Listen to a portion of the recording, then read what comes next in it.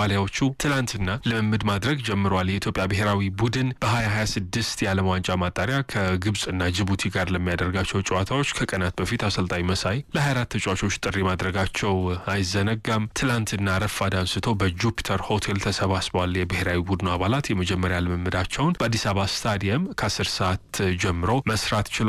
ጥሪ የተደረገላቸው ተጫዋቾች ሁሉም ተገኝተዋል። ከአቡበከር ናስር በቀር 23ቱም ነበሩ። ለአንድ ሰዓት ተኩል የቆየ ልምምድ ትላንትና አድርገዋል። የመጀመሪያ ልምምድ የአካል ብቃትና ቴክኒካል አናሊስት አሰልጣኝ በሆነው በንጉስ ሰለሞን ቀለል ያሉ እንቅስቃሴዎች የተከወኑበት ነበር። ብሔራዊ ቡድኑ ወደ ሞሮኮ እስከሚያቀና ድረስ በሀገር ቤት በሚኖረው ቆይታ በአዲስ አበባ ስታዲየም ልምምዱን እየሰራ ይቆያል። የኢትዮጵያ ብሔራዊ ቡድን ከግብጽ ጋር የሚያደርገው ጨዋታ የፊታችን መጋቢት 12 በካዛብላንካ ላይ በሚገኘው በላርቢ ዛውሊ ስታዲየም የሚካሄድ መርሃ ግብር ነው። ከዚያ ደግሞ ከጅቡቲ ብሔራዊ ቡድን ጋር እዚያው ሞሮኮ መጋቢት 15 በአልጀዲዳ በሚገኘው አልአብዲ ስታዲየም ጨዋታቸውን ያከናውናሉ። ለዚህ እንዲሆን ነው እንግዲህ የአሰልጣኝ መሳይ ተፈሪ ስብስብ ልምምዱን ትላንትና መስራት የጀመረው። ከዚህ ብሔራዊ ቡድን ጋር በተገናኘ ከሀገር ውስጥ ካሉ ተጫዋቾች ውጪ የሆነው ብቸኛው ተጫዋች አንዱ አቡበከር ናስር ነው። ለደቡብ አፍሪካው ሱፐር ስፖርት ዩናይትድ ይጫወታል።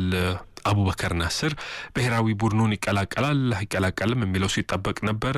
እንደ ወጡ መረጃዎች ከሆነ አቡኪ አዲስ አበባ መጥቷል ተብሏል። ትላንትና በነበረው ልምምድ መርሃ ግብር ላይ ያልተቀላቀለም። ስለዚህ ምናልባት ዛሬ ወይ ደግሞ ነገ ብሔራዊ ቡድኑን ተቀላቅሎ ልምምድ መስራት ይጀምራል። ዓለም ዋንጫ የማጣሪያ ጨዋታ ከግብጽና ከጅቡቲ ጋር ለሚኖረው መርሃ ግብር ይሄ አጥቂ ስፍራ ተጫዋች ከብሔራዊ ቡድኑ ጋር አብሮ ልምምድ መስራቱን በቅርቡ ይጀምራል ተብሎ ነው የሚጠበቀው። ወደ አዲስ አበባ እንደገባ ግን እንደዚሁ ተነስቷል።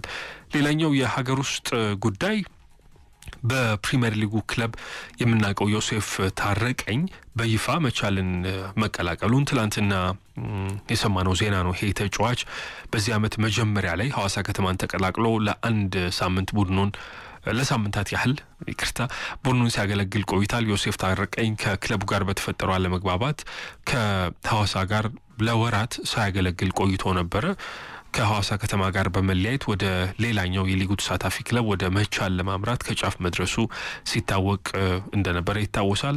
የዝውውር ሂደቱ መጠነኛ እክሎች ገጥሞት ነበር። ከተጠበቀው ጊዜ በላይ ወስዷል። በመጨረሻም ከሰሞኑ የመስመር አጥቂውን ለማስፈረም የተደረገው ጥረት ተሳክቶላቸው መቻሎች ዮሴፍ ታረቀኝን ለ2 ዓመት አስፈርመውታል።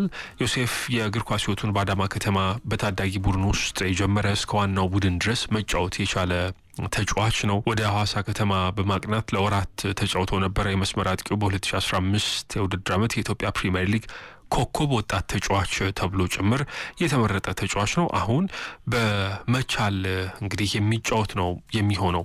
ሌላኛው የሀገር ውስጥ ጉዳያችን የከፍተኛ ሊግን ይመለከታል። የከፍተኛ ሊግ የምድብ ሀ 16ኛ ሳምንት የ3ኛ ቀን ጨዋታዎች ትላንትና ሲደረጉ ነበር። ቤንች ማጂ ቡና በጋሞ ጨንቻ 3-0 በሆነ ውጤት ተሸንፏል።